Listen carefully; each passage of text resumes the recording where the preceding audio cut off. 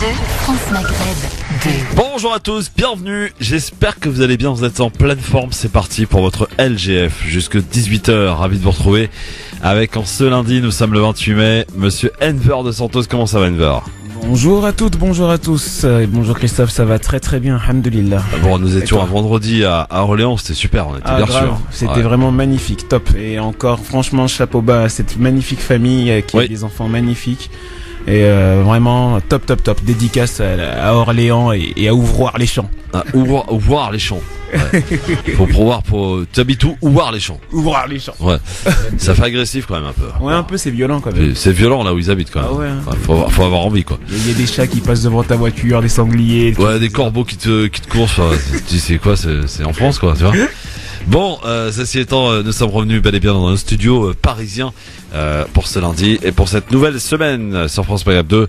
Une belle semaine qui promet d'être très sympa, je l'espère en tous les cas, avec nos différents chroniqueurs. Il y aura aujourd'hui Nasser Lajili qui est arrivé mais qui s'installe tranquillement. Il y aura aussi Ossine Lachlash qui est le nouvel arrivé. Tiens, je vous donne le programme de la semaine pendant qu'on y est, puisque mardi, demain, on aura Damien Charles et Anan Zawani. Mercredi, Fatima Wassak, Nadir Kaya. Jeudi, une rencontre inédite, Anissa Regui, Yasser Louati. Et vendredi, Tarek Mami. On va bien lui trouver quelqu'un pour l'accompagner quand même, Tarek Mami. Tout à fait. Bon, alors mon cher Enver, tu vas nous parler de quoi, puisque toi t'es le premier set là. Tu vas nous donner ton programme. Eh bien écoute, je vais parler un peu d'un sentiment général qui flotte au-dessus des affaires Tariq Ramadan, Pouchtou et autres. Et donc pour mon coup de cœur, une fois n'est pas coutume, c'est un coup de cœur immédiat, si tu permets. Donc pour encore une fois un jeune sportif handisport qui s'appelle Rafik Arabat et qui aujourd'hui est au championnat donc à Berck-sur-Mer. Et vous pouvez aller sur la page donc Facebook d'Haltérophilie handisport pour pouvoir suivre en direct là maintenant. Il est en train de passer et voilà, c'était mon coup de cœur rapide pour Rafik Arabat, ce grand sportif. Bonne chance à Rafik, hein. Bonne chance Rafik. Évidemment. Allez, c'est parti pour le programme. Voici, puis on aura un invité tout à l'heure à 17h30. C'est parti pour le LGF, le programme de ce lundi. Le Grand Forum avec Christophe Roux sur France Maghreb 2. Au programme de ce grand forum en France, la loi antiterrorisme stigmatise la communauté musulmane selon un rapport de l'ONU. Nous y reviendrons tout à l'heure et en détail. Invité Karim Bouta, président de Moonlight Clair de Lune, une association de solidarité. Son but, apporter de l'aide aux populations nécessiteuses en concentrant ses activités sur l'aide alimentaire et le développement, éducation, accès à l'eau, environnement, activités génératrices de revenus. Nous en reparlerons avec lui tout à l'heure à 17h30. Et puis la question LGF du jour, après la légende Zidane en tant que joueur, voici la légende Zidane en tant qu'entraîneur. Et Zidane doit-il remplacer Didier Deschamps à la tête de la sélection de l'équipe de France? Vous répondez oui ou non sur Facebook France Maghreb 2 ainsi que sur Twitter LGF officiel. France Maghreb 2. France Maghreb 2. France Maghreb 2 vous souhaite un bon Ramadan. Tout de suite, retrouvez la chronique du docteur Nawelzine Santé Ramadan du site santeramadan.fr.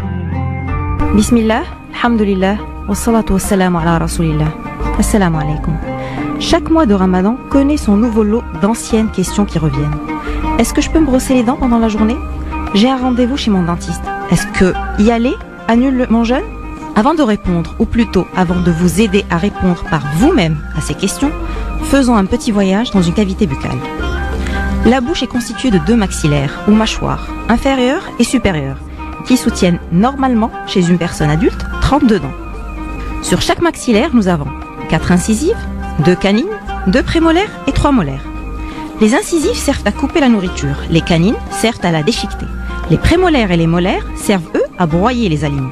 Dans une bouche, en plus des dents, on trouve la langue et une gencive qui recouvre l'os dans lequel sont implantées ces dents. Il est important de noter que les dents sont des organes vivants, au même titre que tous les organes vivants, comme les doigts d'une main par exemple, les yeux, le nez, etc.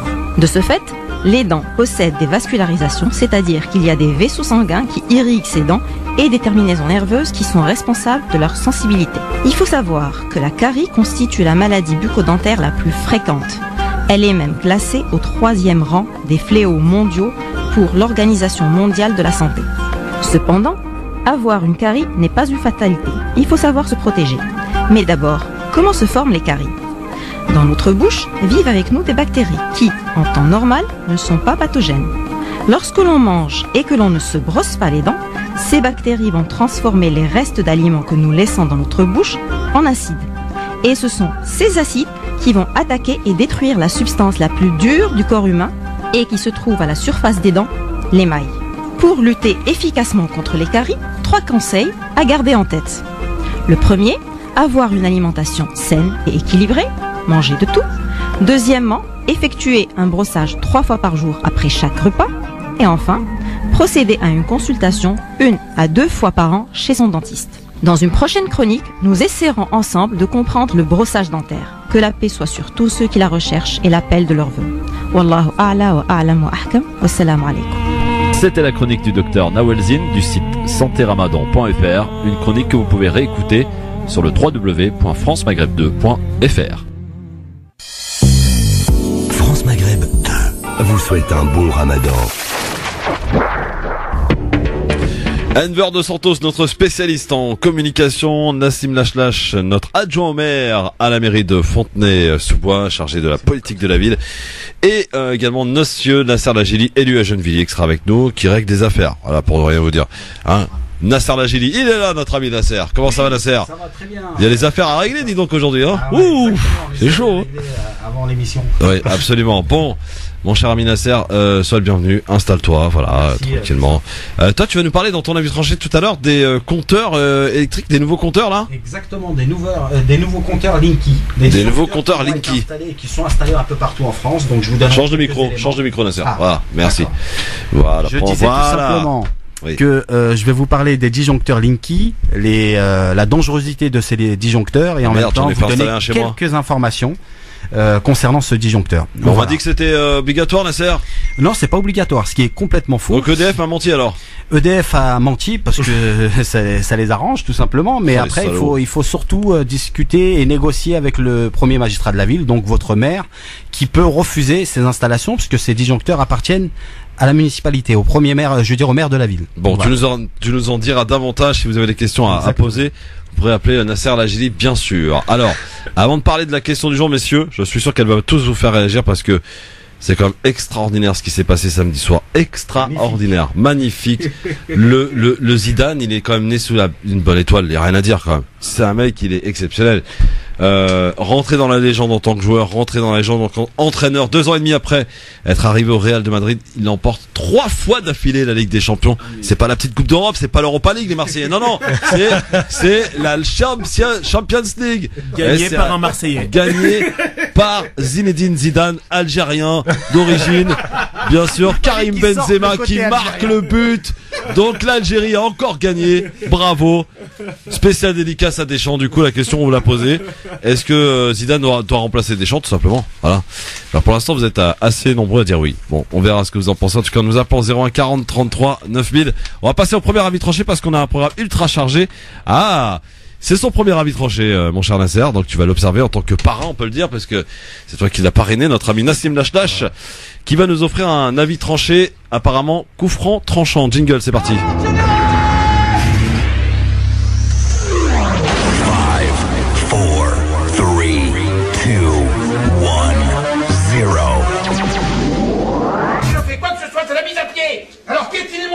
Nassim Lachlache, donc pour cet avis tranché intitulé donc coup franc tranchant.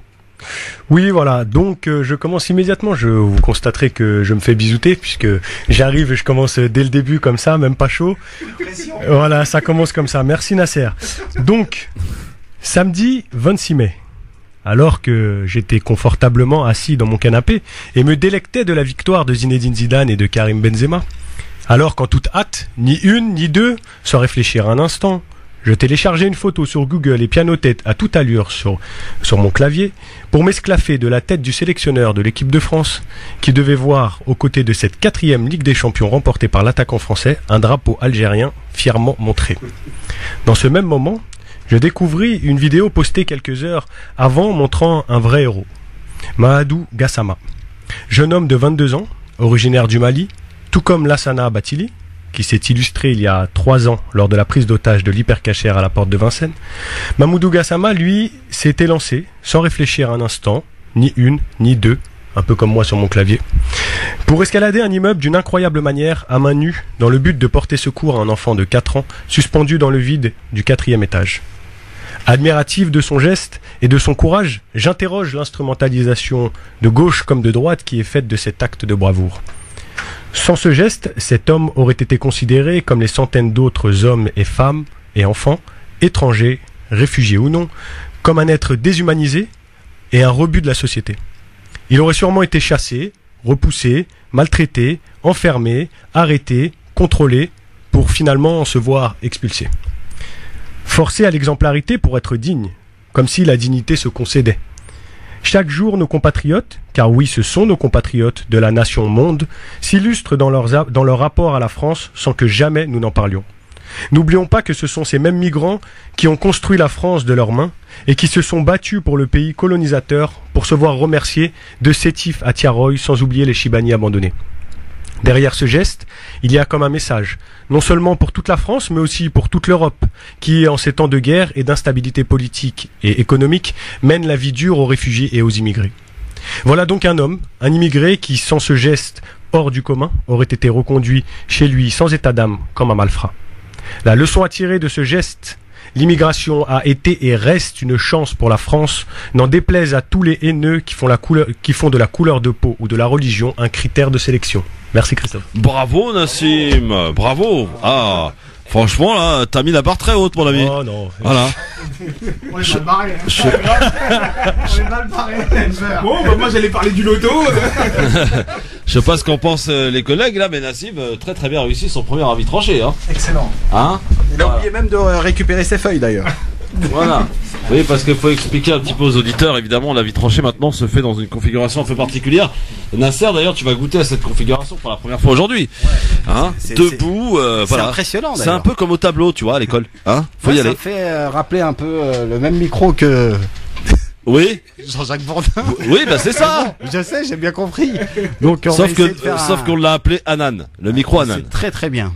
Voilà, parce qu'il a été réclamé par Anan, donc mais voilà. Toujours aussi classe. Ah oui, bien sûr. Bon, alors messieurs dames, soyez les bienvenus. Bravo Nassim, si vous voulez réagir, évidemment, on en reparlera évidemment de cet acte de bravoure au 01 40 33 9000. Mais parlons sport, parlons foot, parlons de magie, parlons de légende, parce que messieurs, il faut le dire, Zidane, après avoir été dans la légende en tant que joueur, entre maintenant dans la légende en tant qu'entraîneur, puisque c'est du jamais vu, c'est du jamais fait. Remporter la Ligue des Champions 3 fois d'affilée pour Zinedine Zidane, arrivé il y a à peine 2 ans et demi à la tête du Real de Madrid. C'est sa première grosse expérience. Ouais. Franchement, il a pas la baraka, messieurs, Zidane quand même. Il a plus que la baraka. Il a le talent. Il a oui. le talent. Non mais d'accord. Au-delà de la baraka, il a le talent. Après, moi, je veux bien qu'on dise, ouais, il a la baraka, tout de suite. Mais je pense vraiment que c'est le talent. C'est un meneur d'hommes. Et à un moment donné, bah, il faut reconnaître, justement, que par ce talent, il arrive à faire des choses exceptionnelles que d'autres n'arrivent pas à faire.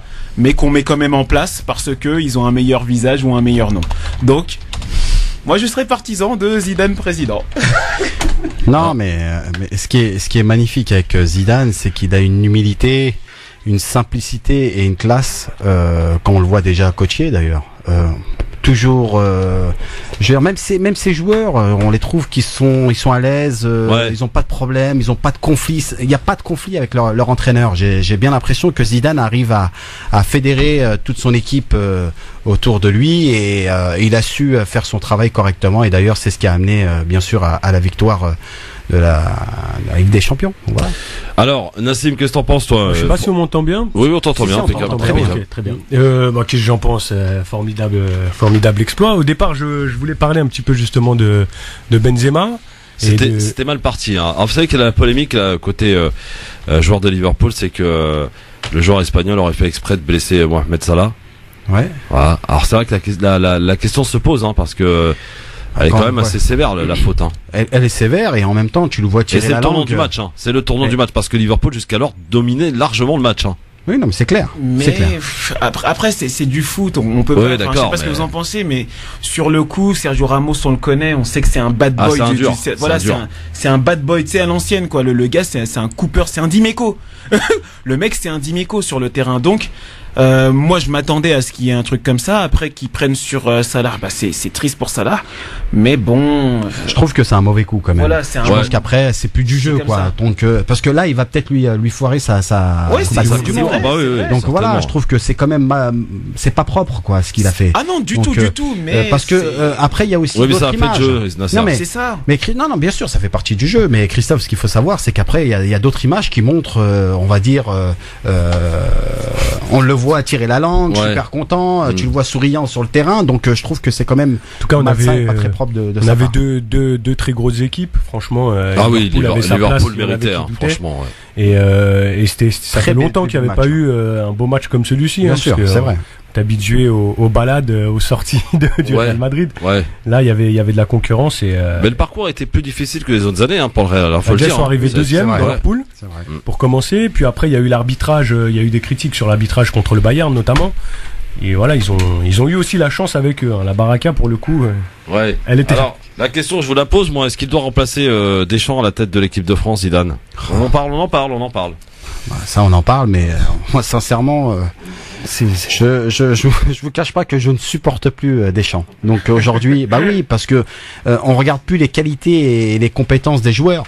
Voilà, c'est. Non, mais quel tacle quand même, parce que Benzema. Lui qui n'en veut plus parce qu'on sait qu'il en a fait une affaire personnelle avec Benzema. C'est ça le problème. Il marque un but lors de la finale de Ligue des Champions. Il fait un parcours exceptionnel. Il est dans l'une des plus grosses équipes, plus belles équipes du monde. Un parcours quand même. Voilà. On se prive du meilleur attaquant. Non mais là il y a un gros problème. De toute façon, au sein de l'équipe de France, on constate qu'il y a un réel problème sur le recrutement, ce soir, d'ailleurs, sur le recrutement des joueurs. Donc voilà. Bah c'est clair. Après il y a un véritable problème. Après je pense, comme je me fais l'avocat du diable sur le coup. Mais à un moment donné, il y a un gars qui s'appelle Adrien Rabiot, qui sert un tout petit peu à rien en équipe de France, qui à un moment donné a envoyé balader Didier Deschamps et l'équipe de France. Moi j'aimerais sincèrement que Didier Deschamps fasse le même traitement, s'il est honnête, à Adrien Rabiot, qu'il n'en parle même plus, qu'il évite la question comme pour Karim Benzema, et tout simplement qu'il ne le sélectionne plus. Là, à ce moment-là, je dirais, ok, d'accord, le gars, il est juste, voilà, il est conforme à ses directives et à sa ligne éditoriale personnelle. Mais non, voilà. Mais ce qui était d'autant plus surprenant, c'était que parce que avec qui Karim Benzema est en concurrence directe, c'était Olivier Giroud. Oui. Et Olivier Giroud était remplaçant dans son club, il ne marquait rien du tout. C'est une perche, Olivier Giroud. Il est pourri, mais après, statistiquement parlant, en équipe de France, il marque. J'apprécie pas du tout le joueur. Et c'est une réalité. Et pour le coup, Benzema pour cette année n'a pas fait une saison hyper bonne non plus sur la saison. Oui, sur et la après saison, ça date pas d'aujourd'hui, quand même. Mais en tout cas, il a remporté sa 4e Ligue des Champions. 4e Ligue des Champions, c'est pas rien quand même. C'est pas par hasard. Bah, surtout que en plus, mon dernier mot en tout cas pour moi sur ce sujet-là. Tu te poses la question si parce que moi je vais pas faire le mythomane. Karim Benzema en équipe de France, moi je l'aime beaucoup, etc. Mais en équipe de France, et des fois il servait à rien. Vraiment, il marqué de but pendant plusieurs matchs. Il servait réellement à rien parce que malheureusement, voilà, c'est peut-être le moral, c'est peut-être il y avait pas la bonne configuration, peut-être pas les bonnes personnes à côté. Et l'honnêteté de Didier Deschamps, ça aurait été de dire si effectivement, bah voilà, il veut pas sélectionner Karim Benzema, c'est parce que en termes de performance sportive en équipe de France, il est pas bon. Sauf que il lui a pas donné sa chance avec la nouvelle configuration. Il lui a même pas donné sa chance avec la nouvelle configuration. Donc son choix sportif, comme il dit, franchement, non mais ça va ailleurs. Il a cédé. Enfin, je pense que vous avez déjà dû longuement en parler ici. Il a cédé aussi à une partie de la fachosphère. Bien sûr. De questions. Il n'y a pas photo. Et ses propos ont été instrumentalisés, tout comme ceux de Griezmann là sur l'Espagne. Hors du contexte, c'est facile aussi d'affirmer des choses. Et il s'est servi de ça en disant l'affaire Benzema. Moi, il s'avère qu'aujourd'hui, il y a plus rien du tout en fait. Il y a plus d'affaire Benzema, c'est clair. Est-ce que finalement Zidane, messieurs, je vous la pose franchement la question là, trois fois d'affilée, il a battu le record. Il est rentré un peu dans l'histoire pour le coup. Est-ce que il devrait arrêter pour ne pas faire ce qu'on appelle dans le foot, en tant que joueur ou aussi en tant qu'entraîneur, l'année de trop? Parce que quand même, au-delà de cette Ligue des Champions, rappelons quand même le tableau assez sombre pour Zidane. C'est le championnat, il a été largué en Espagne. La Coupe du Roi, il la perd rapidement. Donc il s'est concentré, il lui est resté que la Ligue des Champions. Il l'a remporté. Attention, peut-être à ne pas faire l'année de trop, non? Bah c'est ce qu'il sauve quand même. C'est vrai que je te rejoins, c'est ce qu'il sauve. La Ligue des Champions, il n'aurait pas gagné. Je pense qu'il serait parti là. Ah oui. Enfin, il aurait dû partir. Est-ce qu'il devrait partir? Est-ce que toi tu partirais? Tu étais Zidane? Non. Non, tu continues. Non, je continue encore. Je continue parce qu'il a tout construit ici. À partir, c'est aussi l'équipe qui lui a fait confiance. Enfin, le club. Ouais. Si le club lui renouvelle sa confiance une année de plus, il faut voir ce qu'il va donner. Et c'est là qu'on va aussi se rendre compte, parce qu'il y en a beaucoup qui ont dit c'était l'effet des entraîneurs précédents, etc. Donc là, on va voir. Ils veulent renouveler un certain nombre de joueurs. Il y a peut-être Gareth Bale qui est sur le départ. D'ailleurs, Gareth Bale qui a fait un gros match au passage. Hein. Oui, c'était drôle, mais donc faut voir vraiment ce qu'il va faire là. Pour la question que tu posais au début sur l'équipe de France, à titre personnel, je pense qu'il ne devrait pas prendre l'équipe de France. Je pense qu'il devrait gagner encore en maturité d'entraîneur, en compétences, parce que en fait j'ai simplement peur que ce soit la déchéance pour lui et qu'en fait tout ce qu'il a construit et le Zidane qu'on a aujourd'hui, ce soit demain voilà. Enfin, vous voyez qu'on ait une autre image parce qu'il aurait fait une boulette. C'est un petit peu comme Maradona et l'Argentine. Qu'en pensent nos auditeurs, Enver? Alors, sur Twitter, il n'y a pas photo, c'est 100% de oui. C'est 100% de oui sur Twitter. Oui, il devrait remplacer Deschamps. Exactement, il devrait remplacer Deschamps. Après, moi n'importe qui devrait remplacer Deschamps. C'est ça la réalité, c'est que n'importe qui devrait. Par contre, c'est un peu plus mesuré sur Facebook. Hein. Sur Facebook, là, on a beaucoup plus d'atténuation dans la mesure où on est à 78% de oui maintenant et 22% de non. Voilà. Vous continuez de voter évidemment sur Facebook, France Maghreb 2, sur Twitter @GF officiel. Yacine est avec nous. Salut Yacine. Oui, bonjour. Bonjour Yacine, tu nous appelles d'où? Je vous appelle d'Orléans. J'aurais voulu intervenir concernant le football et tout ça, l'équipe de France. Bon, t'écoutes Yacine alors, vas-y. En fait, moi, je voudrais d'abord signaler que, commençons par le foot. Donc là, je pense que la France a un problème avec le foot. Et le foot a un problème avec la France. C'est-à-dire, expliquez-vous. Donc moi, parlons de Karim Benzema. Bon, c'est le seul, lui et Zidane, qui ont marqué en finale Ligue des Champions. C'est lui qui a servi Ronaldo pour le Ballon d'Or. Il y a rien à dire. Donc il y a rien à dire. Mais rappelez-vous qu'en France, un joueur comme ça, qui est très rare, chose que la presse internationale ne comprenne pas, c'est que le tribunal médiatique de France voulait le condamner. Non seulement on voulait pas de lui en équipe de France, il s'appelle Karim, bien sûr, c'est normal. Donc on voulait pas de lui et on voulait le condamner. Un joueur comme ça, et je vous rappelle, pendant les années 80, en équipe nationale d'Italie, je crois, pour raison d'État, le président a fait sortir un joueur, je crois que a fait sortir de prison, comment il s'appelle, Paolo Rossi ou Schilacci, je me rappelle plus, pendant les années 80. Je sais pas s'il y en a un de vous trois qui sait, non, ça me dit rien. Tout, j'ai pas de mémoire sur ça. Ouais. Schilacci ou Paolo Rossi, 82 ou 86, j'étais gamin, je me rappelle. Paolo Rossi, alors Schilacci c'est 90. Il a été gracié et de prison, il est parti faire la Coupe du Monde. Ah oui. Et dans pas mal de pays latinos aussi. Mais en France, on veut condamner Benzema. On passe des plateaux de télé, on rassemble des gens pour le condamner, quoi, et pour dire qu'il n'est pas valable en équipe de France, qu'il ne faut rien. Bon. Donc voilà. Et merci puis, Yacine. Oui. C'est tout. Et puis par rapport, je terminerai par rapport à l'immigration. Donc vu que le football c'est aussi de l'immigration, et donc je pense que Zidane c'est un enfant de l'immigration, ainsi que Karim Benzema, ainsi que la majorité de l'équipe 98. Et moi je dirais s'il n'y avait pas d'immigration, la France n'aurait jamais eu la Coupe du Monde.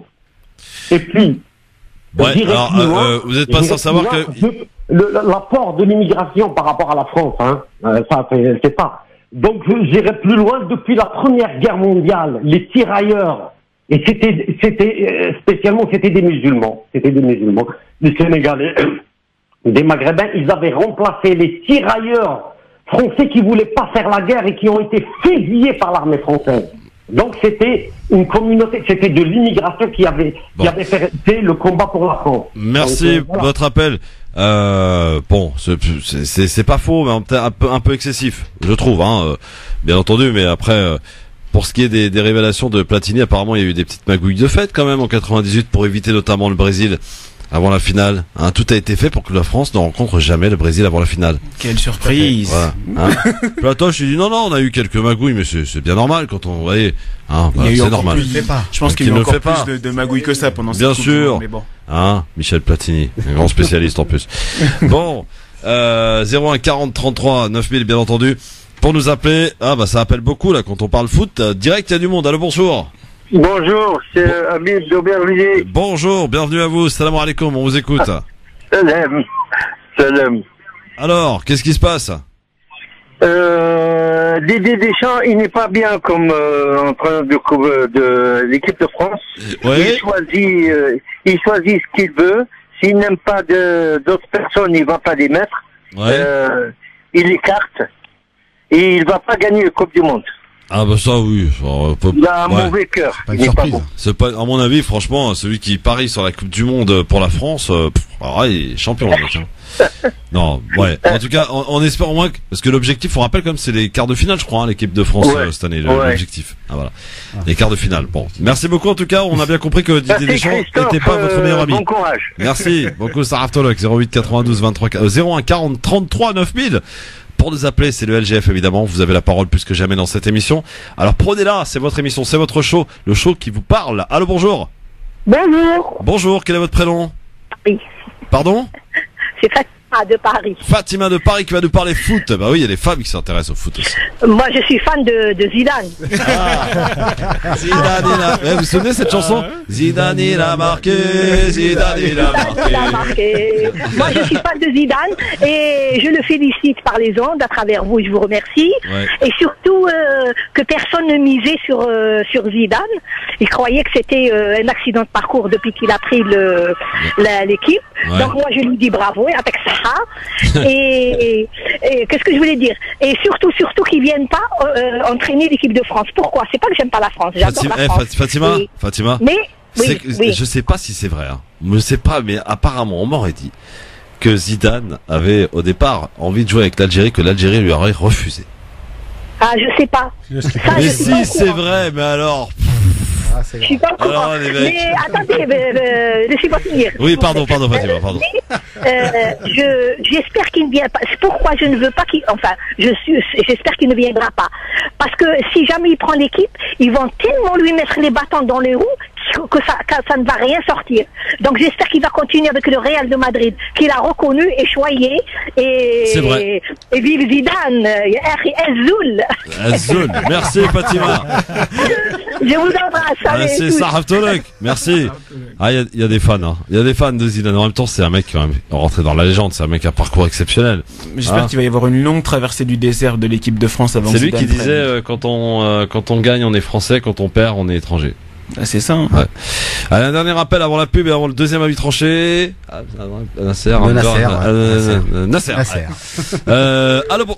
Ok, il est parti. Voilà. Nasser Lagili qui va nous parler des compteurs là. Vous savez, des compteurs Linky qu'on a installés, qu'on vous a forcé pour certains d'entre vous, dont moi le premier.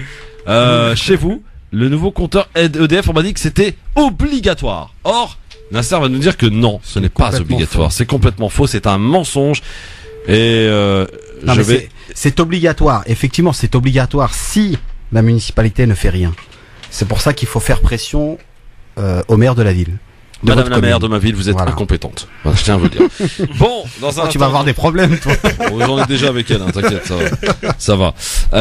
Dans un instant, donc, l'avis tranché signé Nasser Lagili, puis le zapping avec pas mal de trucs. Puis on parlera. Alors là, c'est peut-être un peu passé inaperçu, et pourtant, c'est pas passé inaperçu en tout cas dans nos oreilles et dans nos yeux. C'est une rapporteuse spécialiste des Nations Unies qui a pointé du doigt la France dans son traitement concernant sa loi anti-terrorisme. Elle reproche en effet à l'épingle de la France, notamment pour les conséquences de sa législation antiterroriste sur les libertés individuelles. Je vous assure que c'est vrai, c'était dans le cadre d'une mission. Elle est venue rencontrer, elle a discuté avec tout le monde et elle a fait sa synthèse et elle a dit franchement la France, elle s'en prend à une communauté. Et c'est la communauté musulmane. Ouais. Voilà, ça vient de l'ONU, ça vient pas de chez moi, ça vient pas de France Maghreb, ni d'Enver. Pas à ça, tiens. Eh ben ouais. Mais on n'en parle pas ça. Sur BFM TV, on n'en parle pas ça. Ah bah ça, sur CNews parce que ça emmerde, ça dérange. Voilà, forcément. Dans un instant, les retours, c'est le LGF, votre véritable show radio tous les jours 16h 18h. C'est là où la langue de bois, on la met au placard, les gars. France Maghreb 2, France Maghreb 2. LGF, le grand forum avec Nasser Lagili, notre élu de Gennevilliers, avec Nassim Lachlache, notre adjoint maire de la ville de Fontenay-sous-Bois, et notre ami Enver de Santos, spécialiste dans la communication. Voilà, ils sont là tous les trois, bien sûr, sur France Maghreb 2. On va parler maintenant d'un autre sujet de foot. On va parler de compteurs Linky. Vous savez, ces fameux compteurs électriques que EDF vous a incité à installer, vous disant d'ailleurs que c'était même obligatoire. Nasser en a fait un avis tranché. C'est parti, jingle. 5, 4,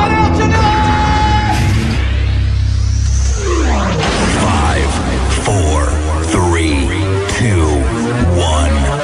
0. Alors piétinez-moi, allez-y. Alors Nasser Lajili, le compteur Linky obligatoire ou pas? Je vous le dirai par la suite. Alors, il faut stopper Linky et c'est aussi de la responsabilité des maires. Concernant les nouveaux compteurs Linky de DFND, ce que beaucoup de gens commencent à savoir, c'est qu'ils sont dangereux.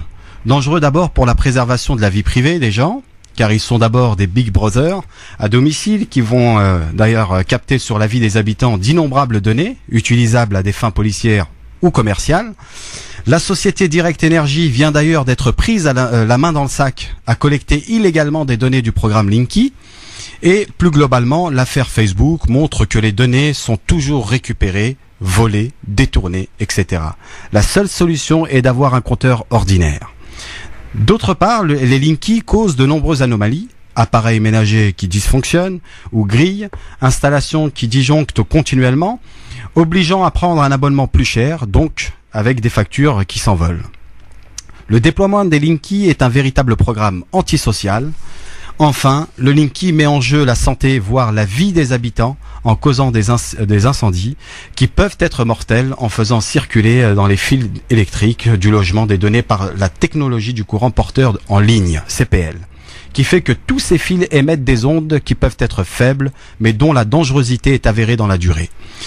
Mais ce que beaucoup de gens ne savent pas encore, c'est que les compteurs d'électricité sont la propriété des communes, quels que soient par ailleurs les fournisseurs d'électricité, et que par conséquent, chaque maire peut prendre un arrêté municipal pour interdire à Engie de les installer sur leur territoire.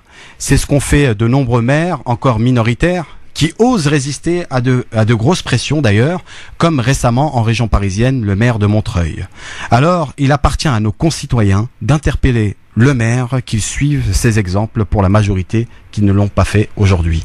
Voilà, donc n'hésitez surtout pas à interpeller vos premiers magistrats de la ville de vos communes pour demander et réclamer l'arrêt de ces installations Linky. Voilà Christophe. Merci Nasser Lajili. Bon, alors c'est bien beau tout ça, mais comment tu fais pour aller convaincre ton maire? Sur quelle base? Il faut que tu apportes des éléments, comme quoi c'est pour prouver la dangerosité, quoi. Mais bien sûr, mais ce qu'il faudrait faire, c'est pour ça que j'invite tous les Français qui vont être confrontés à ça, parce que petit à petit ils sont en train d'installer les compteurs Linky un peu partout dans toute la France.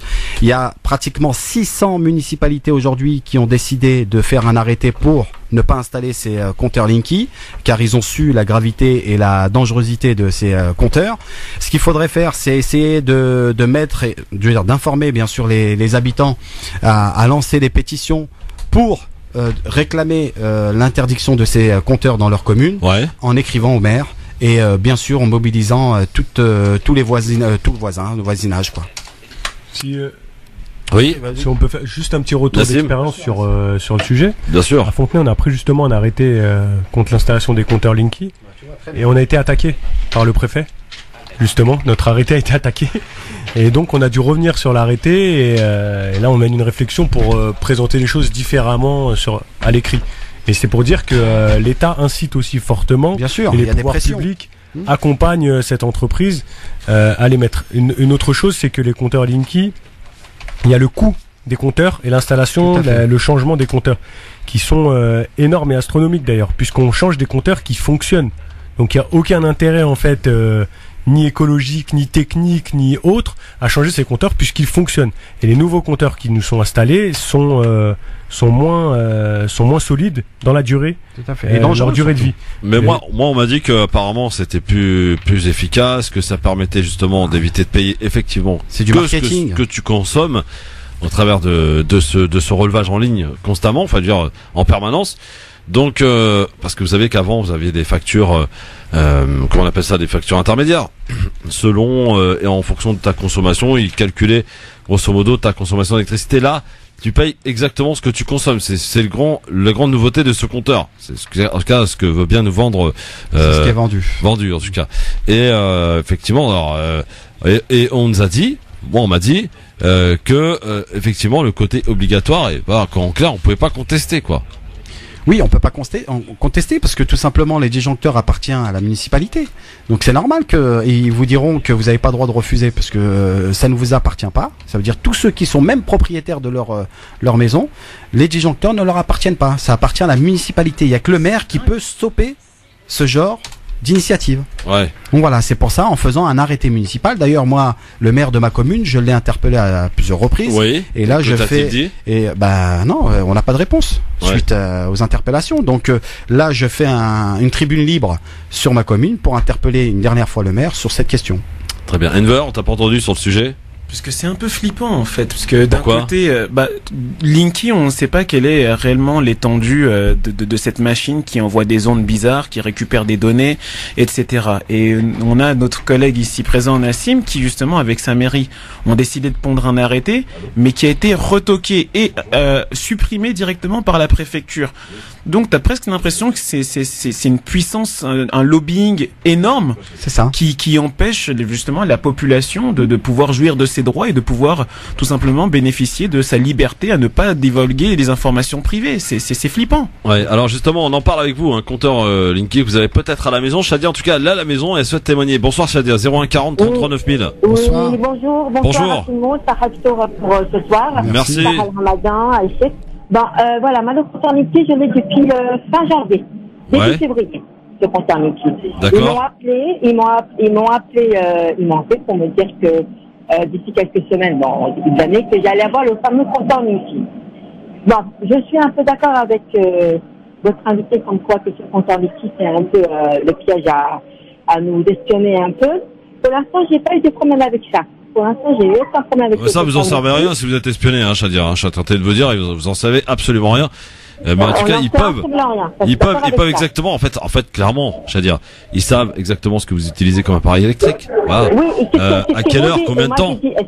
Quand je les ai eus, j'ai dit, est-ce que c'était obligatoire d'avoir ce nouveau compteur Linky? Et ils m'ont répondu, oui. La même chose. C'est ce que répondent, effectivement. Moi, c'est ce qu'on m'a répondu aussi, donc, je veux bien vous croire pour le coup. Ils m'ont répondu aussi pareil. Moi, je voulais m'opposer à ce fameux compteur Linky. J'ai dit, ça sert à quoi? Et ils m'ont dit, c'est plus écologique.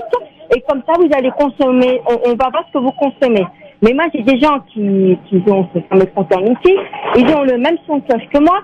Comme quoi, ce fameux compteur Linky, entre guillemets, c'est pour les espionner. Alors, je me pose la question entre les deux. Si j'ai le droit vraiment de changer ou pas de compteur. Je pense qu'une fois que c'est fait, c'est mort, hein. Je pense que Nasser. On peut plus revenir en arrière. On peut plus revenir en arrière, exactement. On peut plus revenir en arrière. Shadia, désolé. Sinon, tout le monde aurait remis le compteur, là, vous savez, à roulette, là. D'accord avec vous. Merci Shadia, en tout cas, et de votre retour d'expérience. Mais cela dit, on nous dit que c'est plus écologique, Nasser. Non, ce qui est complètement faux. Bon, pourquoi?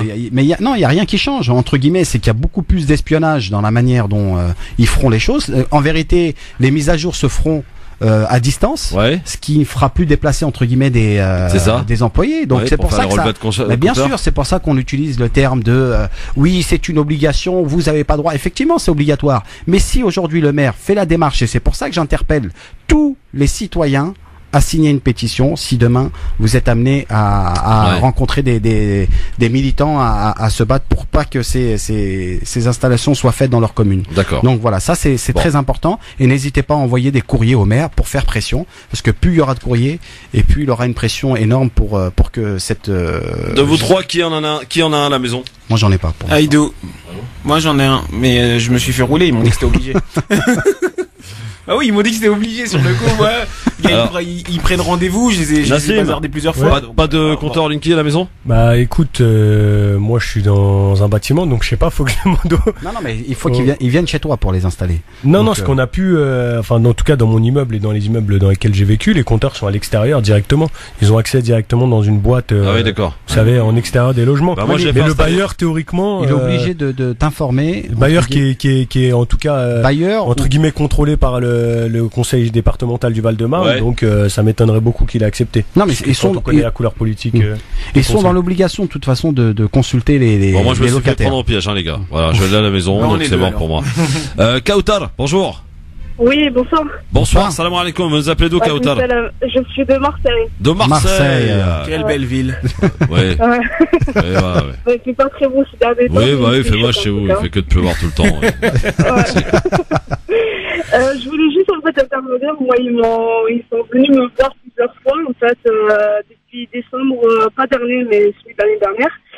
Et en fait, ils m'ont harcelé par téléphone. Ils sont venus toquer chez moi plusieurs fois et tout. Et à chaque fois, en fait, j'ai refusé.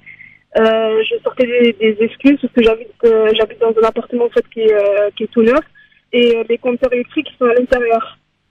Ouais. Voilà. Donc en fait, plusieurs fois ils sont venus, ils m'ont appelé plusieurs fois, ils m'ont dit oui mais c'est obligatoire, les ça appartient à EDF, on va vous couper l'électricité, etc., etc. Et en fait, au bout d'un moment, ils ont lâché l'affaire. Et juste pour vous dire en fait qu'il y a aussi certains amis à moi qui ont installé en fait des boîtiers. Puisque leur compteur il se trouvait à l'extérieur. Oui, et du coup en fait ils ont installé des boîtiers et du coup ils ont pas eu accès en fait, ils ont pas cassé, ils ont pas pu les réinstaller. Ouais. Voilà. Bon, et ben du coup, alors vous l'avez ou vous l'avez pas à la maison? Non, je l'ai pas moi. Vous l'avez pas. Bon bah a priori, d'après Nasser Lajili, d'après quelques-uns autour de cette table, continuez à ne pas, voilà, à essayer de ne pas l'avoir justement. Battez-vous. Parce que une fois qu'on l'a, c'est mort. Hein. Ils n'ont pas le droit en fait de rentrer chez quelqu'un sans le droit d'avoir une présence.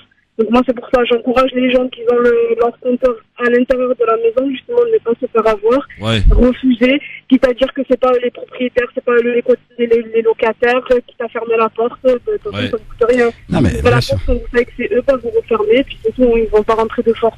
Merci Kautar en tout cas, Sarah Tolok, merci beaucoup. Merci. Posez-vous la question pourquoi plus de 600 municipalités refusent de les installer. 600. Ah ouais. Donc aujourd'hui, c'est pas un petit chiffre quand même. Ah non, c'est pas un petit chiffre. C'est 600 municipalités qui ont décidé de. Si je peux juste ajouter un truc, il y a aussi l'hypersensibilité de certaines personnes. Ouais. Hypersensibilité aux ondes électromagnétiques. Parce que bon bah visiblement nous on n'est pas forcément atteints puisqu'on n'en parle pas, mais il y a des gens, moi j'en ai rencontré. Mais est-ce que finalement le français il aime pas le changement? À chaque fois qu'il y a un nouveau truc, il est tout le temps en train de grailler. C'est possible, mais il y a vraiment des gens qui ont des symptômes. On a peur de la technologie, de la nouveauté, Nasser, non? Ouais, mais non. C'est pas un peu grincheux quand même? Bah, mais en même temps, c'est qu'on nous informe pas de tout ce qu'il peut y avoir et les on va dire les. Ouais, pourquoi chercher toujours la petite bête alors? Non, c'est pas chercher la petite bête. Non mais je me fais l'avocat du diable moi. Ah si c'est l'avocat. Parce que moi je me suis fait avoir contrairement à vous, donc faut que je me venge.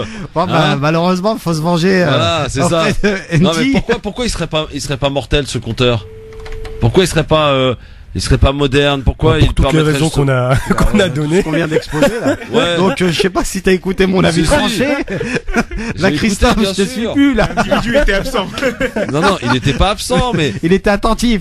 Et il a pas accepté qu'il se fasse rouler. Attends, Nasser, tu émets des hypothèses. Tu n'as pas la certitude. Ah, mais ça, par contre, il y a un très bon article dans Le Monde, donc je sais pas si on pourra le poster même sur le partager. Dans Le Monde, l'humanité aussi. Hein, sur le sujet et qui revient notamment sur l'aspect financier, le coût, y compris pour le consommateur. Qui va coûter très cher. Pour le consommateur. Parce que c'est pas juste le coût d'investissement, c'est vraiment pour le consommateur. Non, mais surtout quand on dit qu'il va y avoir des économies, ce qui est complètement faux.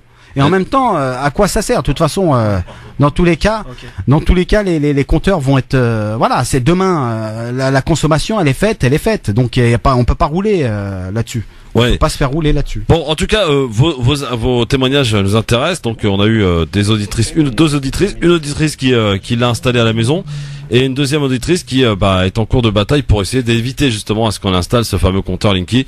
Moi, c'est vrai que je me rappelle, il m'avait harcelé. Il m'avait harcelé pour que je l'installe, etc. Donc, effectivement. Bon, en tout cas, vos appels 01 40 33 9000. Bien sûr, si vous souhaitez nous appeler pour témoigner sur ce sujet. Merci Nasser en tout cas d'avoir mis ce sujet sur la table, mon cher ami Nasser. Allez, c'est parti pour le zapping avant de retrouver la vie tranchée de notre ami Enver de Santos. Allô quoi. C'est comme si je te dis t'es une fille, t'as pas de cheveux. Par exemple, dans ce collège à Creil, 3 jeunes filles musulmanes. Elle n'est pas voilée parce qu'elle est libre. C'est ça la République. Aujourd'hui, on a des branleuses à 12 ans qui vous donnent des leçons. Il y a des nègres américains qui étaient pour l'esclavage. Elles sont l'étendard du pouvoir religieux. Va dormir pendant au moins 24 heures. Je suis pas venue ici pour souffrir, ok? Le zapping, j'adore ce jingle. Il est mortel. Bon, le zapping, bien sûr. Et pour commencer ce zapping, hommage à Pierre Bellemare qui nous a quitté hier à l'âge de 88 ans. Retour sur une carrière riche. très riche. Et maintenant, je vous souhaite bonne chance pour le bon numéro. L'œil qui pétille, une voix inimitable pendant près de 60 ans. Bonsoir. Pierre Bellemare a été l'un des animateurs de divertissement les plus populaires. Dans ce genre, il a tout inventé ou presque. Les premiers jeux télévisés dès 1954, c'est lui. En 1960, La tête et les jambes mêle culture générale et défis sportifs. À côté de moi, un nouveau candidat, monsieur Laurent Fabius. Quel est votre âge, s'il vous plaît? J'ai 23 ans. Pendant 20 ans, Pierre Bellemare ne cesse d'inventer de nouveaux jeux. À une époque où les courbes d'audience ne dictent pas leurs lois, l'animateur va au contact des téléspectateurs. Seul le verdict du public peut nous fixer dans les jeux. Voilà, 20 ans, 30 ans, bientôt, nous faisons des jeux.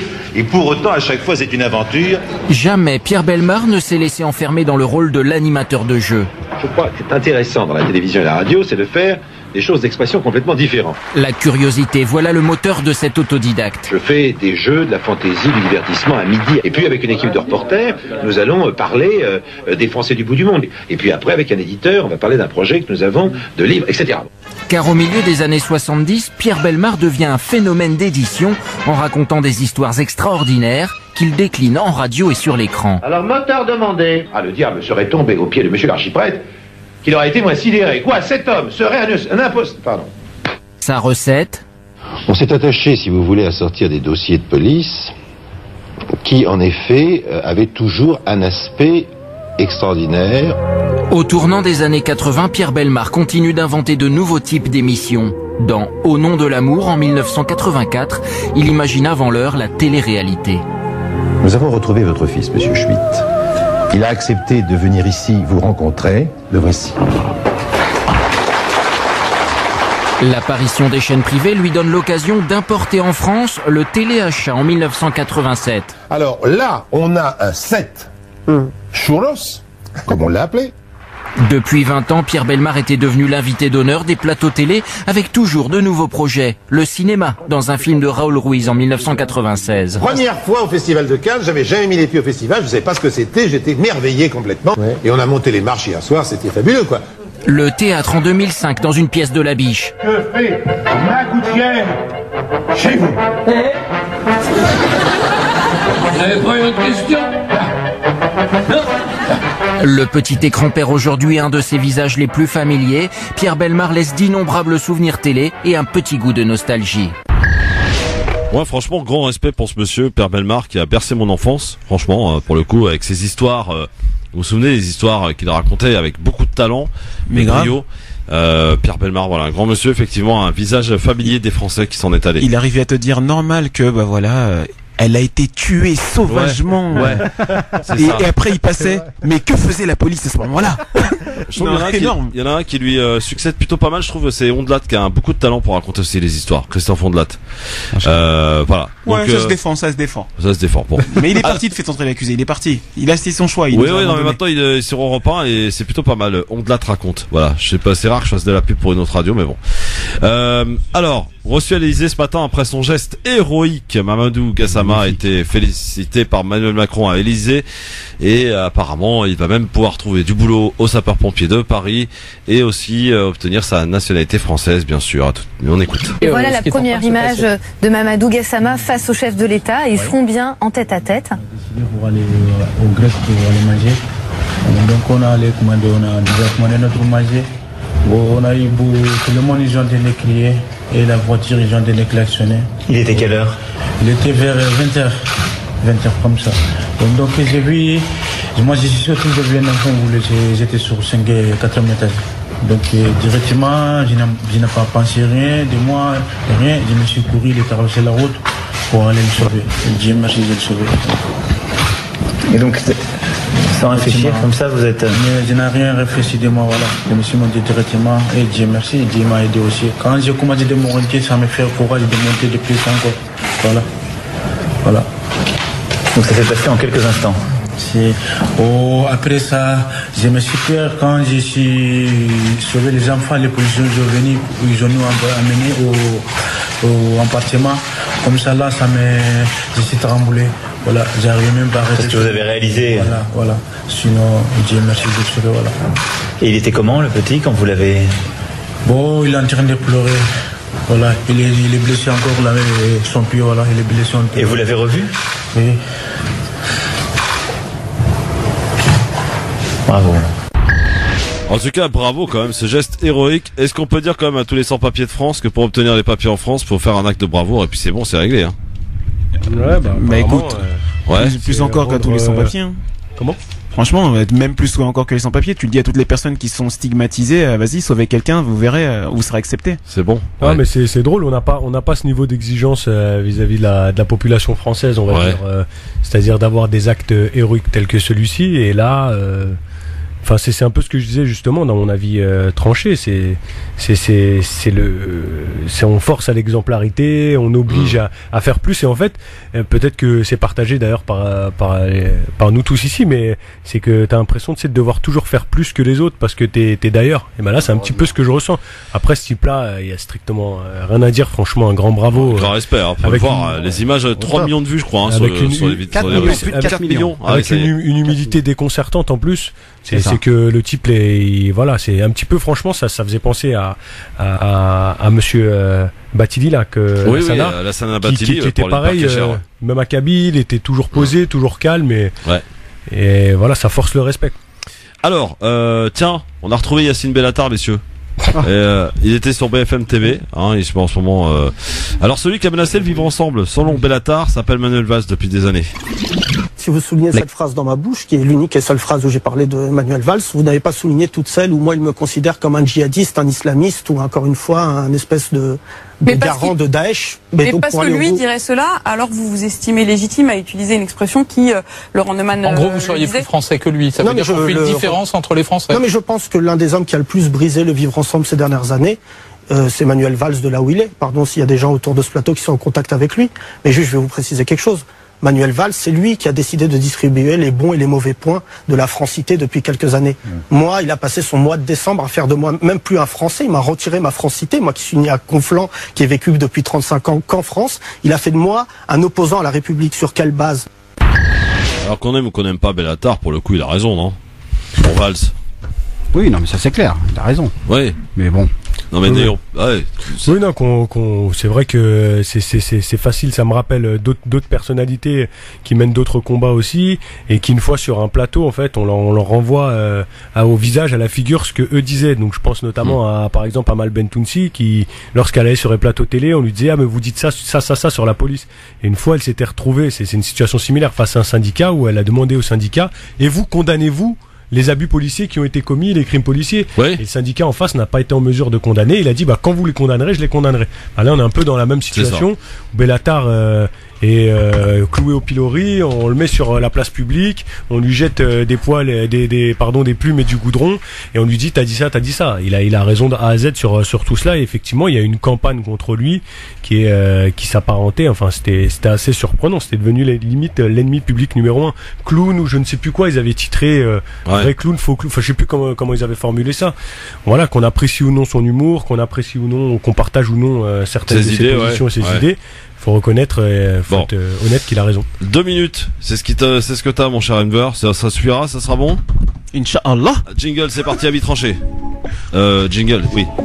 Il est où? Il est là. Voilà. 5, 4, 3, 2, 1, 0. Si l'on fait quoi que ce soit, c'est la mise à pied. Alors piétinez-moi, allez-y. Retour sur plusieurs affaires avec Enver de Santos dans son avis tranché. Effectivement, j'ai appelé cet avis tranché Pouchetou, Ramadan et les autres, le fin mot de l'histoire française. Au-delà de toute marque de racisme apparue ces dernières années dans les médias français, j'essaye de comprendre ce qui mène notre peuple à suivre ces lignes éditoriales offusquantes, étouffantes et nauséabondes. Si vendre du papier pour certains semble le but premier, créer une nouvelle société me paraît être l'objectif caché. Dans l'histoire de l'humanité, les atrocités pour faire plier des peuples, pour les éradiquer, pour les soumettre, n'ont fait que se succéder. On dit souvent que pour soumettre un peuple, il faut le faire taire, qu'il faut empêcher toutes les velléités de rébellion. Aux États-Unis d'Amérique, lorsque les hommes libres ont commencé à prendre conscience de leurs droits, on a tenté de les détruire avec pour symbole les assassinats de Martin Luther King, de Malcolm X et d'autres encore. Certains me diront que cette réflexion va trop loin, mais qui me prouvera qu'elle est injuste ? Mariam Pouchtou, étudiante et élue à l'UNEF, Tariq Ramadan, professeur à Oxford entre autres, et influenceur intellectuel, pardon. Rokhaya Diallo, auteur et journaliste. Karim Benzema, sportif de haut niveau. Je vais trop loin. On ne peut mélanger les torchons et les serviettes. L'idée est là justement. Quel point commun entre tous? À vous de voir. Musulmans, issus de l'immigration, enfants de la banlieue. Tous et aucun en même temps. Le point commun est la minorité. Oui, ils sont issus de la minorité. Celle que l'on cache, celle qui porte selon eux, celle qui selon eux porte un foulard parce qu'elle ne sait pas. Celui qui n'a rien dans la tête, après tout il est sportif. Celle qui devrait rester à sa place sous peine d'être proposée à des prédateurs. Bref, si l'histoire est écrite par les vainqueurs, on oublie surtout qu'elle est écrite par ceux qui sont au pouvoir. Nous, minorités visibles et invisibles, ne demandons pas le pouvoir. Nous sommes mères au foyer, profs et broueurs, chômeurs, médecins, taxis, nous grimpons pour sauver un enfant, et tellement d'autres. Notre esprit est libre et il apprend. Il apprend très vite. Lorsque la députée Madame Boyer porte sa croix, qui parle de catholicisme politique? Confucius a dit « La connaissance est la clé du pouvoir, de la sagesse ». Palestine, droits de l'homme, lutte contre les discriminations, nous n'abandonnerons aucun combat. Comprenez-vous qui avez peur de la minorité soit au pouvoir, que nous avons la sagesse d'être patients. Nous ne voulons pas le pouvoir, mais n'oubliez pas que la connaissance permet aux stratèges d'être vainqueurs. Merci Monsieur Dos Santos, ça mérite d'être clair, rapide, efficace. France Maghreb 2 vous souhaite un bon ramadan. Bonjour, la cholestérolémie est le taux de cholestérol total sanguin. Le cholestérol joue un rôle central dans de nombreux processus biochimiques. Il est présent dans la plupart de nos tissus, en particulier le foie, le cerveau et la moelle épinière. La synthèse du cholestérol se fait au niveau des cellules du foie et de l'intestin. Il est indispensable à la vie, à la fabrication des hormones produites par les glandes génitales et surrénales. Cependant, l'excès de cholestérol dans le sang conduit à la formation de plaques sur la paroi des artères. C'est ce que l'on appelle l'athérosclérose. Dans le corps humain, le cholestérol a deux origines. Une origine endogène qui provient du foie et une origine exogène qui provient de notre alimentation. Le jeûne du Ramadan, accompagné d'un strict respect de certaines règles hygiéno-diététiques, pourrait s'avérer très bénéfique contre les pathologies métaboliques telles que l'hypercholestérolémie. Pendant le Ramadan, le foie, qui a un rôle important dans la gestion du cholestérol, a pour fonction de consommer l'excédent de graisse. Il purifie l'organisme en le débarrassant des toxines. On peut remarquer aussi chez le jeûneur une diminution de la synthèse par le foie du cholestérol. Tout cela va permettre une augmentation de la solubilité du cholestérol, surtout celui présent au niveau des artères. Le jeûne va aussi permettre de faire régresser les lésions vasculaires. On peut dire que la non-consommation de graisse saturée pendant la journée et durant tout le mois de Ramadan éliminera le risque de la maladie coronarienne et baissera aussi la cholestérolémie et la tension artérielle. Sahaf Tourkom et rendez-vous demain à la même heure pour parler des conseils diététiques pour éviter une hypercholestérolémie. France Maghreb 2 vous souhaite un bon ramadan.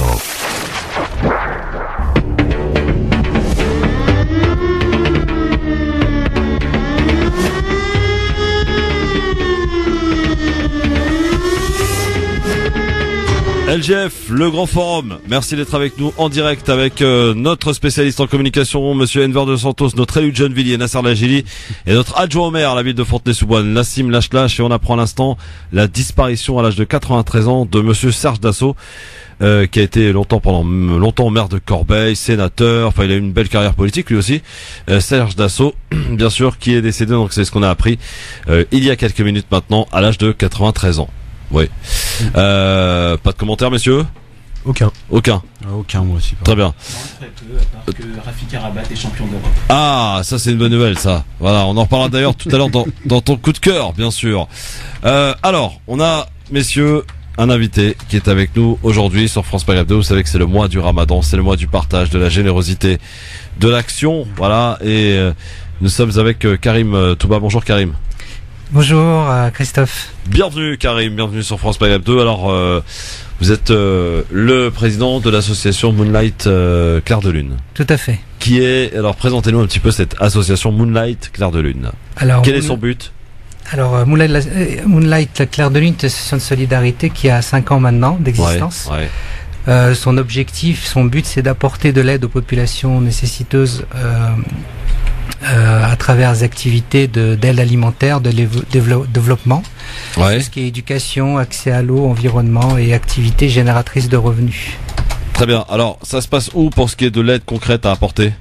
Alors, c'est au Mali. Au Mali. En fait, sur le plan du projet, on est sur l'idée du Sahel. On commence d'abord à poser les bases au Mali. On est avec une fondation. On a monté avec un ami que tu as reçu déjà, Modibo Sidibé, qui a monté une fondation pour le développement du Mali. Et de là-bas, en fait, on a une base de 2000 mètres carrés et puis on met en place tout doucement les projets depuis 5 ans dans le cadre d'abord de l'aide alimentaire. D'accord. Mais on a envoyé aussi une douzaine d'ordinateurs. On prépare de la formation sur place. Donc toutes sortes de formations. On est en train de mettre ça en place. Et en principe, je dois m'y rendre là au mois d'octobre pour inaugurer la fondation et aussi inaugurer tous nos projets qui vont se lancer. On espère que, avec l'aide de nos donateurs, qu'on ait beaucoup de dons qui nous permettent je vous pose la question clairement, Karim. Quand vous venez par exemple dans une radio maghrébine, c'est pas difficile de demander de l'aide pour un pays africain, en l'occurrence, vous comprenez évidemment ce que je veux dire. Oui, tout à fait.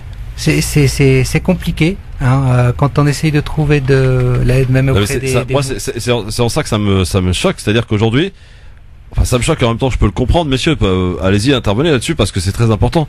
Est-ce que finalement, lorsque cela concerne un de nous, c'est-à-dire voilà, je suis algérien, donc quand je parle de l'Algérie, ça me concerne plus que si je parle de Maroc, de la Tunisie ou du Sénégal ou du Mali. Or, normalement, un être humain reste un être humain, enfin je sais pas. Peut-être que l'un de vous a envie de réagir là-dessus. Non, moi je comprends ce que tu veux dire dans un certain sens, c'est-à-dire que des fois il y a un peu faut le reconnaître une certaine frilosité en tout cas à essayer de s'impliquer. Et il y a beaucoup de Maghrébins qui sont enclins à se rendre dans les pays, au Mali, au Sénégal, ceux que je connais le mieux. En tout cas, il y a beaucoup de projets là-bas de solidarité internationale pour rénover les écoles, etc., etc. Mais c'est vrai qu'on voit que c'est quand même assez cloisonné parfois des projets pour l'Algérie par des Algériens. Je caricature un peu, vraiment je caricature, mais en tout cas au moins maghrébins par les maghrébins, etc., etc. Même si ça se mélange, on a tous des liens mélangés avec les uns les autres. Mais c'est vrai que je comprends la question quand même. C'est vrai que, mais c'est pas pour autant qu'il faut s'en priver. Justement, je pense qu'il faut redoubler de ce type d'intervention. Bon, après, une fois qu'on a dit ça, voilà. Pourquoi le Mali, Karim? Alors c'est né d'une rencontre entre justement un Malien, mon ami Modibo et moi-même français d'origine algérienne. Et il faut savoir qu'historiquement le Mali et l'Algérie, ils ont déjà une histoire entre eux d'entraide, de soutien. Ce que je ne savais pas quand je l'ai rencontré, mais j'ai appris tout ça après et ça m'a fait grandement plaisir. Aujourd'hui, la problématique, c'est qu'il faut pas perdre d'esprit que théoriquement le Mali ou le Niger sont les pays qui font partie de la liste les plus pauvres au monde, mais en même temps qu'on le sol le plus riche au monde, avec l'uranium, etc. Et c'est une contradiction très convoitée, d'ailleurs. Donc aujourd'hui, il y a 5 millions de personnes qui sont en besoin d'assistance alimentaire, dont 1,6 million d'enfants qui sont au risque de malnutrition aiguë, selon des organisations, 3 agences des Nations Unies.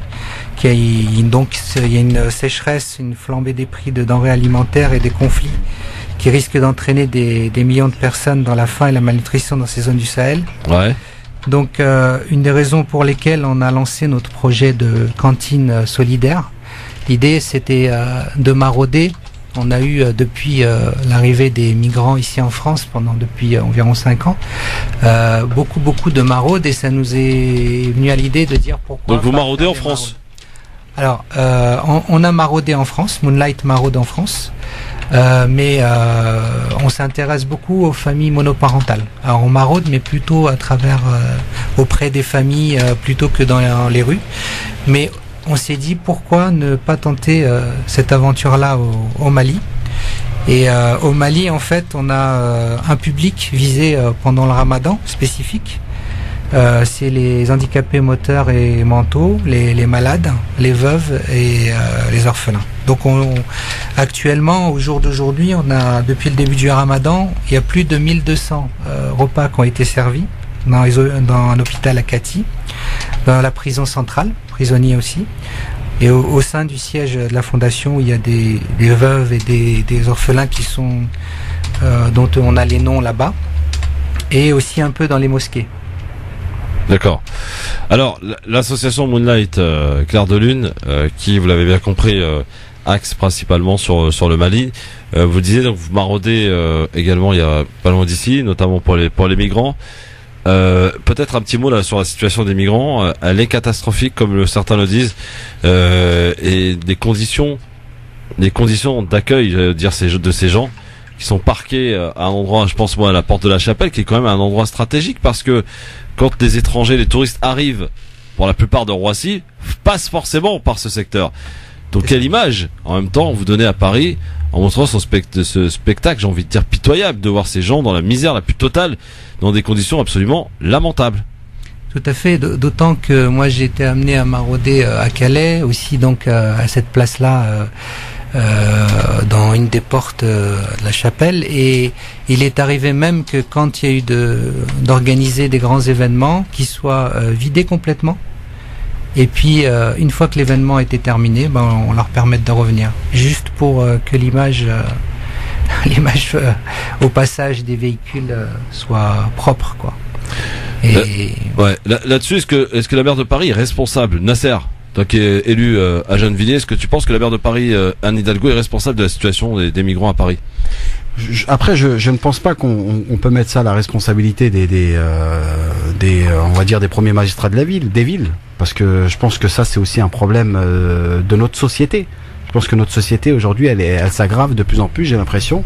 Et si aujourd'hui on est dans cette situation, c'est que parce que notre société va très mal.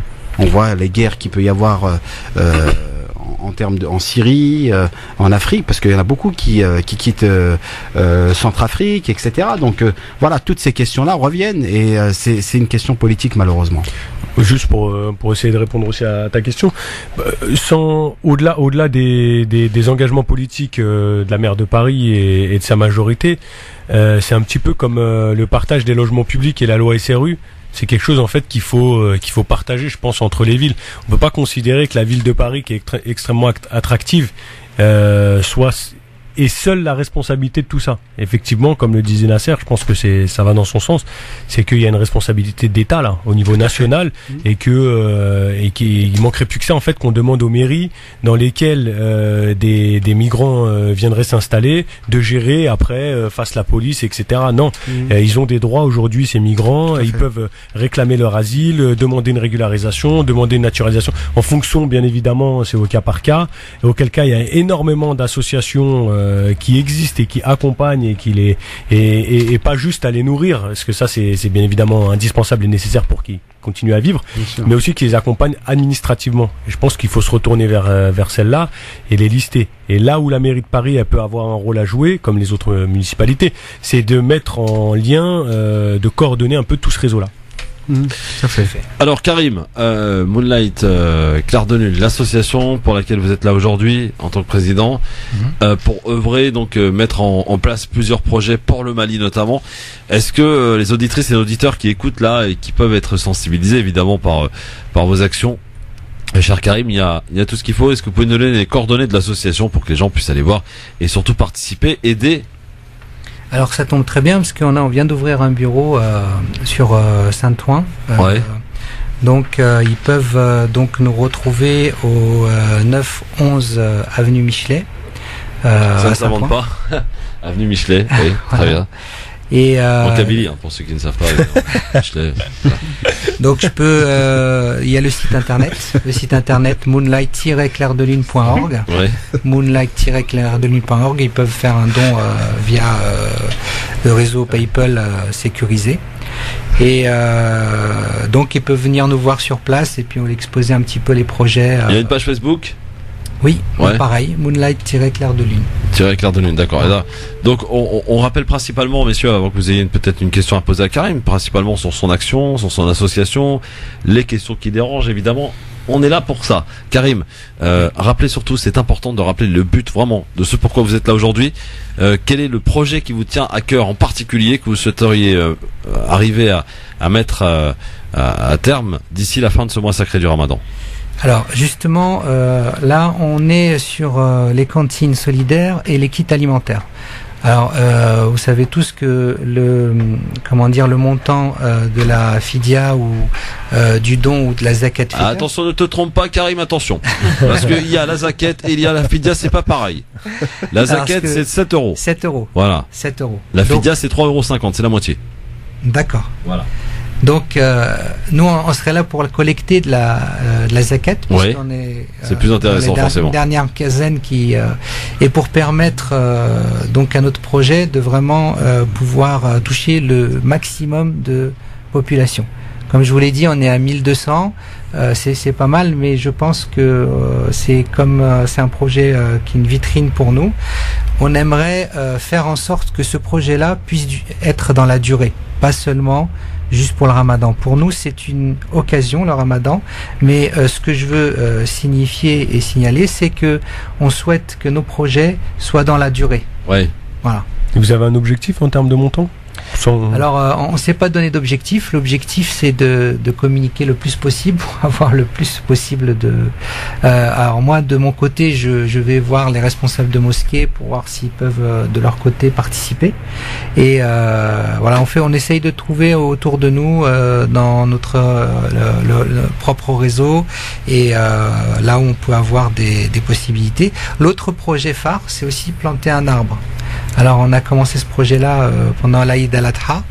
On avait planté 40 arbres, donc c'était des arbres fruitiers orangers dans une école. Et on aimerait, comme le Mali, c'est un pays qui a donc une grande partie de désert, on aimerait travailler sur la question de la désertification et donc de travailler sur l'arbre ombragé. Donc il faut compter 10 € pour planter un arbre. Et sur les milieux ruraux, à travers, il y a un gros problème alimentaire en ce moment et qui est lié aussi au problème sécuritaire dont je viens de parler au début. Très bien. Alors, on va rappeler, c'est important, Karim, parce que c'est pour ça que vous êtes là aujourd'hui, les coordonnées donc de l'association Moonlight Clair de Lune sur le site internet d'abord. Alors, on peut payer en PayPal, en carte bleue, quoi. Tout à fait. Moonlight-clairdelune.org. D'accord, ça c'est le site internet et la page Facebook Moonlight-Clair de Lune aussi. Clair de Lune, voilà. L'adresse, parce qu'apparemment il y a une adresse physique, donc on peut envoyer aussi des chèques. Oui, alors approvisionner si possible. Alors 9-11 avenue Michelet à Saint-Ouen. C'est juste pour le plaisir d'entendre. 93 400 à Saint-Ouen. Alors, Karim, ne bouge pas, parce qu'il y a un sujet aussi qui va certainement te faire réagir, que j'avais mis sur la table aujourd'hui. C'est la rapportrice spéciale des Nations Unies sur les droits de l'homme, donc dans le cadre de la lutte antiterroriste, qui épingle la France, messieurs dames, pour les conséquences de sa législation antiterroriste sur les libertés individuelles. Oui, durant une mission qui a duré environ 10 jours, eh bien la rapportrice donc a fait son rapport, rapportrice de l'ONU, a conclu il est clair que la communauté musulmane française a fait l'objet, selon elle, de mesures exceptionnelles pendant l'état d'urgence. Ça ne s'invente pas, hein, c'est l'ONU qui parle, c'est pas moi.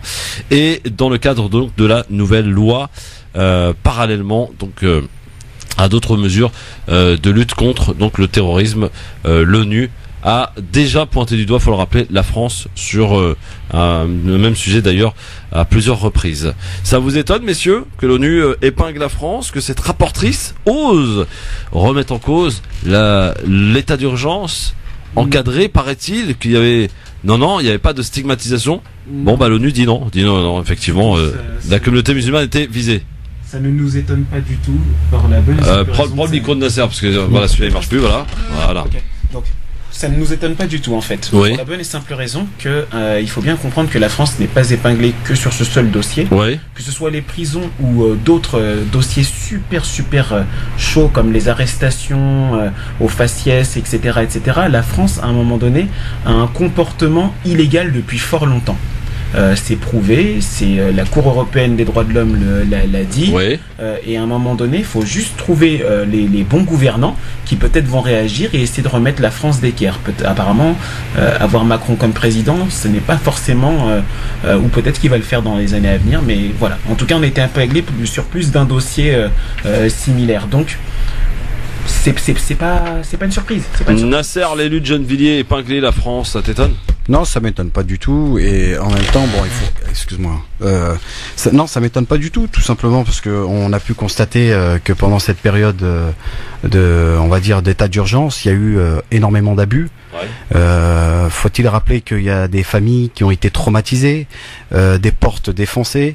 Il y a eu des perquisitions, bien sûr, sans mandat d'arrêt, parce que c'était un état d'urgence. Qui a fait condamner la France, voilà, donc, faut comprendre que la situation a été, on va dire, c'était l'année noire entre guillemets, qui était visée, subie par la communauté musulmane. Ouais. Tout à fait. Donc, on sait très bien que c'est pas les synagogues qu'on a été perquisitionnés, c'est les mosquées, faut le dire. Ça, c'est sûr. Mais bon, voilà, malheureusement, aujourd'hui, la situation, bon, ça va, c'est calmé, mais ça risque de s'aggraver parce que malheureusement, on parlera plus d'état d'urgence parce que il y a des lois qui sont passées et qui laissent, on va dire, les mêmes règles d'un état d'urgence. Tout à fait. Ouais, bis. Voilà. Nassim. Oui, sous couvert justement de la lutte contre le terrorisme, oui, c'est ça. On a complètement élargi les pouvoirs de police, donc qui ont le permis de tuer aujourd'hui. C'est comme ça, en tout cas, que ça a été appelé par les personnes qui sont elles-mêmes visées, donc c'est-à-dire les personnes issues de quartiers populaires notamment, et les associations qui travaillent sur le sujet, on appelait ça le permis de tuer.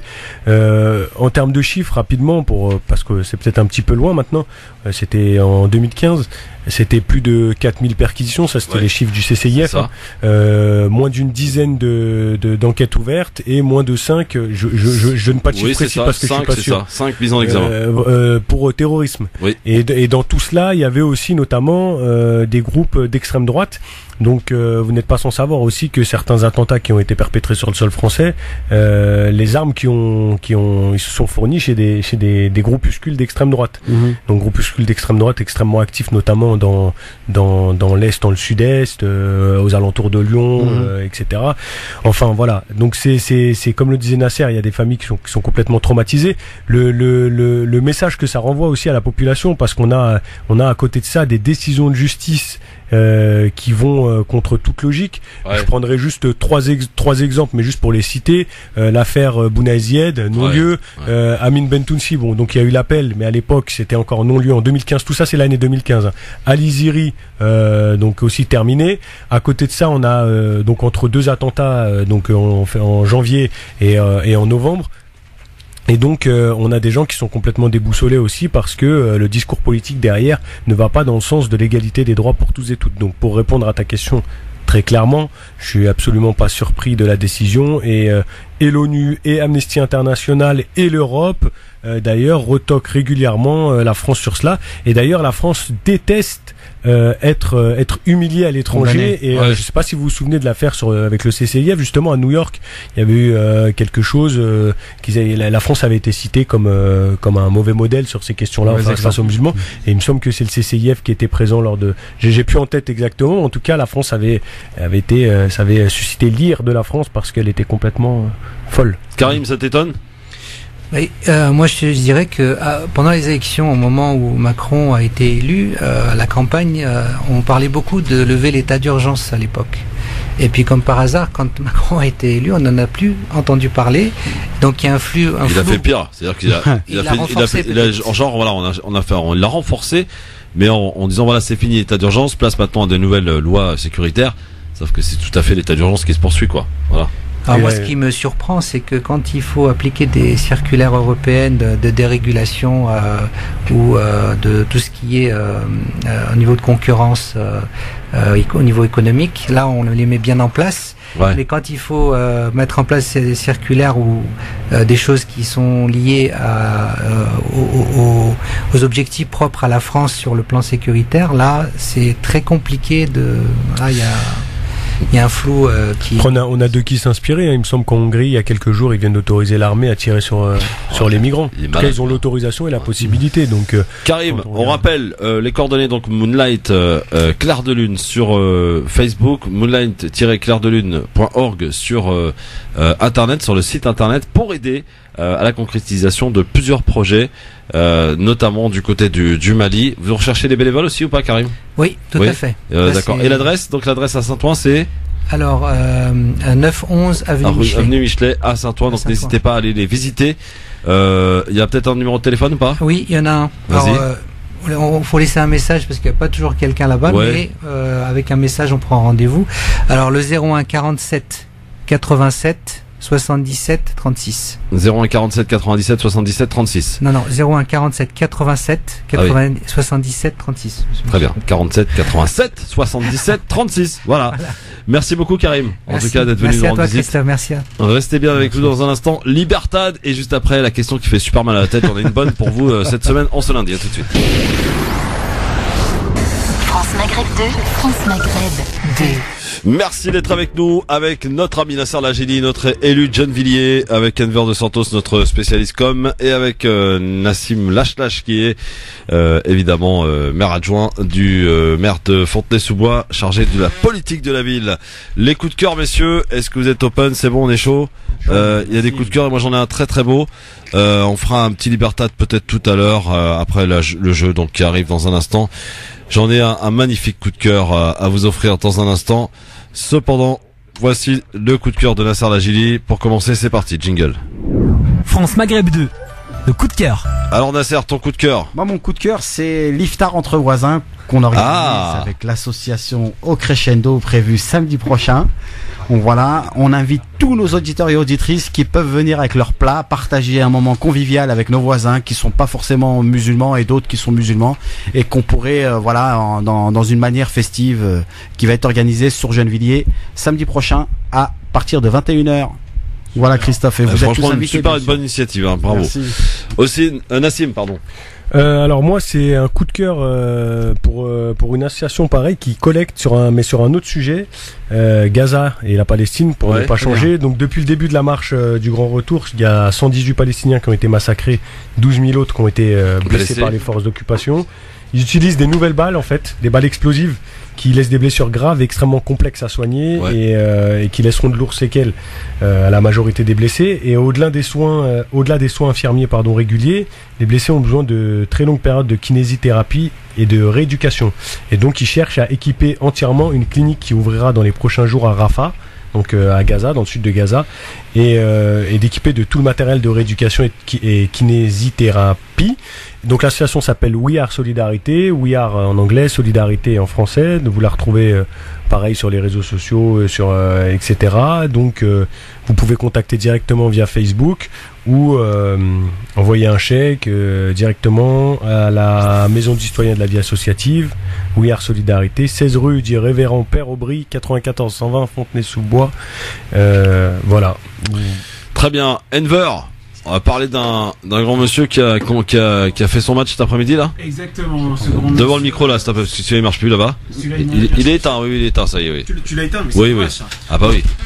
Alors donc le grand monsieur s'appelle Rafik Arabat, et effectivement c'est un grand monsieur parce qu'il est une nouvelle fois champion d'Europe, donc dans sa catégorie des plus de 87 kilos, donc en haltérophilie handisport. Au lever couché, il porte combien? 196. Il a pas encore battu le record d'Europe. 196 kilos. Voilà. Et son record c'est 200 kilos. Il est couché? Ouais, couché. Dans développé couché, et franchement c'est massif. Et c'est vrai je portais 120 déjà, j'en pouvais plus. En handisport il galère grave parce que effectivement c'est pourquoi tu rigoles? Trouver des salles, etc.